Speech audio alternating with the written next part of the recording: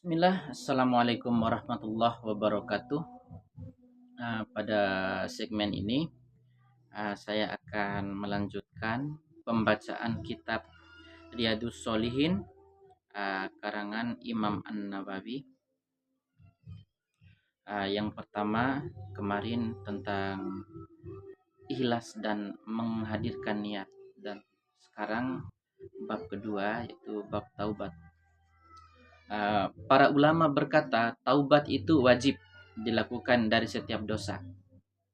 Apabila kemaksiatan itu antara hamba dengan Allah Ta'ala dan tidak berhubungan dengan hak manusia, maka taubatnya memiliki 3 syarat.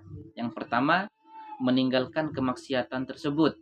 Yang kedua, menyesal atas perbuatan maksiat yang telah dilakukannya. Yang ketiga, bertekad untuk tidak mengulangi perbuatan maksiat itu selamanya. Apabila salah satu dari 3 syarat ini tidak dipenuhi, maka taubatnya tidak sah. Dan apabila kemaksiatan itu berhubungan dengan manusia, maka syarat taubatnya ada 4, yaitu 3 syarat di atas dan membebaskan diri dari hak pemiliknya. Apabila hak itu berupa harta atau sejenisnya, maka wajib mengembalikan kepadanya. Apabila berupa tuduhan zina, maka wajib mengembalikan kepadanya atau sejenisnya, maka dia harus memberikan kesempatan kepadanya untuk menghukumnya atau meminta maaf kepadanya. Jika berupa gibah, gunjingan, maka dia harus meminta kehalalannya darinya. Wajib melakukan taubat dari semua dosa. Jika seseorang bertaubat dari sebagian dosa, maka menurut para ulama taubatnya dari dosa itu sah dan tersisa kewajiban taubat dari dosa lainnya. Dalil-dalil dari Al-Quran, As-Sunnah, dan Ijma' umat menguatkan satu sama lain akan wajibnya taubat. Allah Ta'ala berfirman, "Watubu ilallahi jami'an ayyuhal mu'minuna la'allakum tuflihun." Dan bertaubatlah kalian semua kepada Allah, wahai orang-orang yang beriman, agar kalian beruntung. An-Nur 31. Allah Ta'ala juga berfirman, "Astaghfiru rabbakum tsumma tubu ilaih." Mintalah ampun kepada Tuhan kalian dan bertaubatlah kepadanya. Hud 3. Dan Allah Ta'ala berfirman, "Ya ayyuhalladzina amanu tubu ilallahi taubatan nasuha." Hai orang-orang yang beriman, bertaubatlah kepada Allah dengan taubat yang semurni-murninya. At-Tahrim 8. Dari Abu Hurairah radhiyallahu an, beliau berkata, aku mendengar Rasulullah sallallahu alaihi wasallam bersabda, "Wallahi inni la astaghfirullah wa atubu ilaihi fil yaumi aktsara min sab'ina marrah." Demi Allah, sesungguhnya aku beristighfar, memohon ampun kepada Allah dan bertaubat kepadanya lebih dari 70 kali dalam sehari. Diriwayatkan oleh Al-Bukhari. Dari Al-Aghar bin Yasar bil Al-Muzani radhiyallahu an, beliau berkata, Rasulullah sallallahu alaihi wasallam bersabda, "Ya ayyuhan nasu tubu ilallahi wastaghfiru fa inni atubu fil yaumi mi'ata marrah." Wahai manusia, bertaubatlah kepada Allah dan beristighfarlah, memohon ampun kepadanya, karena sesungguhnya aku bertobat sebanyak 100 kali dalam sehari.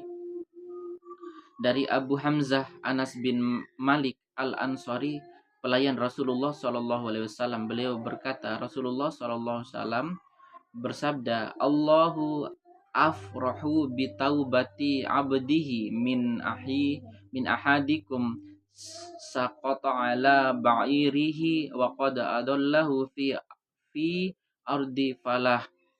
Sungguh Allah lebih bergembira dengan taubat seorang hamba daripada kegembiraan seorang di antara kalian yang menemukan untanya setelah ia kehilangannya di padang pasir. Dalam satu riwayat Muslim disebutkan, sungguh Allah lebih bergembira dengan taubat seorang hamba ketika dia bertaubat kepadanya daripada kegembiraan salah seorang dari kalian yang mengendarai untanya di padang pasir, lalu untanya kabur meninggalkannya, padahal makanan dan minumannya ada di atas untanya itu, maka dia berputus asa untuk bisa menemukannya kembali. Lalu dia mendatangi sebuah pohon dan berbaring di bawah naungannya. Dia sungguh telah berputus asa terhadap untanya. Tatkala dia dalam keadaan seperti itu, tiba-tiba dia mendapatkan untanya berdiri di hadapannya, maka dia memegang tali kendalinya. Kemudian dia berkata karena sangat gembiranya, "Ya Allah, Engkau adalah hambaku. Ya Allah, Engkau adalah hambaku dan aku adalah Tuhanmu." Dia salah ucap karena terlalu bergembira. Dari Abu Musa Abdullah bin Qais al-Asy'ari radhiyallahu an, dari Nabi SAW bersabda, sesungguhnya Allah Ta'ala membentangkan tangannya di malam hari agar pelaku dosa di siang hari bertaubat, dan membentangkan tangannya di siang hari agar pelaku dosa di malam hari bertaubat hingga matahari terbit dari tempat terbenamnya. Diriwayatkan oleh Muslim. Dari Abu Hurairah radhiyallahu anhu, beliau berkata, Rasulullah Shallallahu alaihi wasallam bersabda, barang siapa yang bertaubat sebelum matahari terbit dari tempat tenggelamnya, maka Allah menerima taubatnya. Dari Abu Abdurrahman Abdullah bin Umar bin Al-Khattab, dari Nabi Shallallahu alaihi wasallam, beliau bersabda, sesungguhnya Allah Azza wa Jal menerima taubat seorang hamba selama ruhnya belum sampai pada kerongkongan. Dari Zir bin Hubayshi, beliau berkata, aku mendatangi Syafwan bin Asal untuk bertanya kepadanya tentang mengusap kedua kuf. Beliau bertanya, apa yang membuatmu datang wahai Zir? Aku menjawab, mencari ilmu. Beliau berkata, sungguhnya para malaikat meletakkan sayap-sayapnya bagi pencari ilmu karena ridho dengan apa yang dia cari.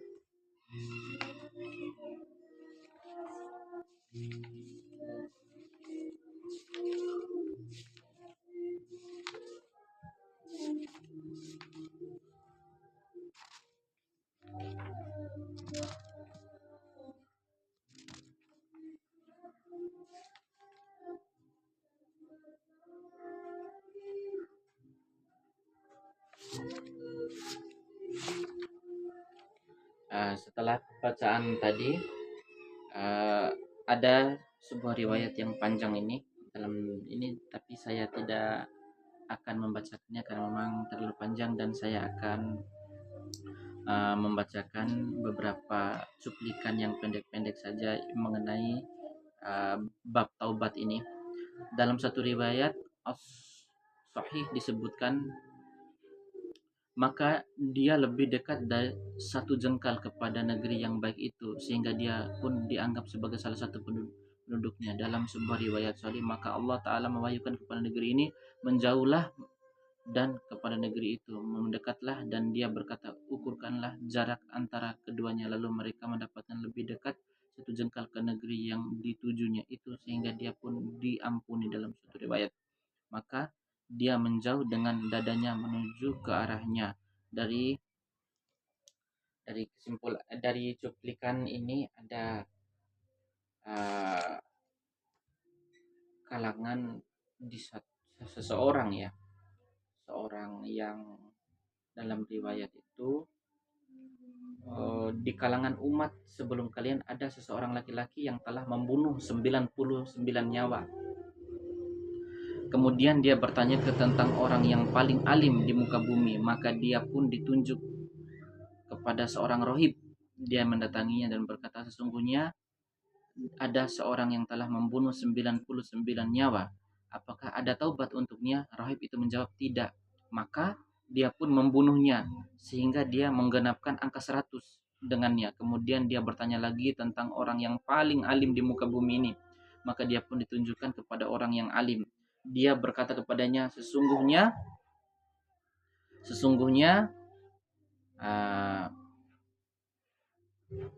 ada orang yang telah membunuh 100 nyawa. Apakah ada taubat untuknya?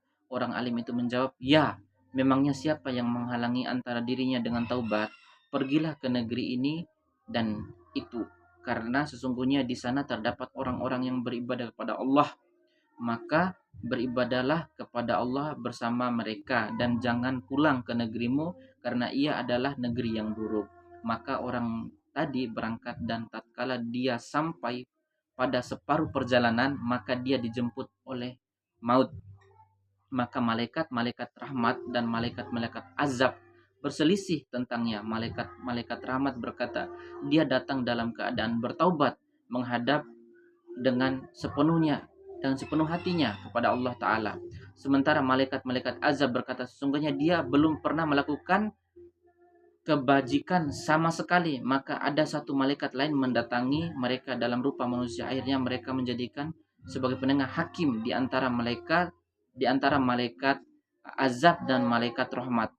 Maka dia berkata, ukurlah jarak antara dua negeri ini, kemana dia lebih dekat jaraknya, maka dia termasuk penduduknya. Mereka pun mengukur, ternyata mereka menemukan bahwa dia lebih dekat ke negeri yang dia sedang dituju, sehingga malaikat-malaikat rahmat menanganinya. Muttafaqun alaih.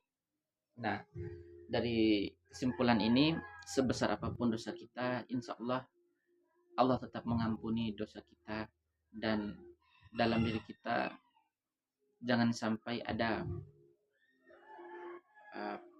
hal-hal yang terbersit untuk mengulangi lagi. Jikapun kita telah melaksanakan tobat itu, kita manusia memang tidak luput dari suatu kesalahan, hilaf dan dosa, tapi setidaknya jika kita mampu mau memperbaiki diri kita, insya Allah akan memperbaiki diri kita selaku hamba yang ingin bertobat dan ingin hidup lurus sesuai dengan agama yang kita sangat cintai ini, yaitu agama Islam. Demikian pembacaan singkat tentang taubat pada kitab Riyadhus Shalihin karangan Imam An-Nawawi yang dari para ulama tahrij dan ta'liq Syekh Muhammad Nasiruddin Al-Albani. Terima kasih atas perhatiannya. Wassalamualaikum warahmatullahi wabarakatuh.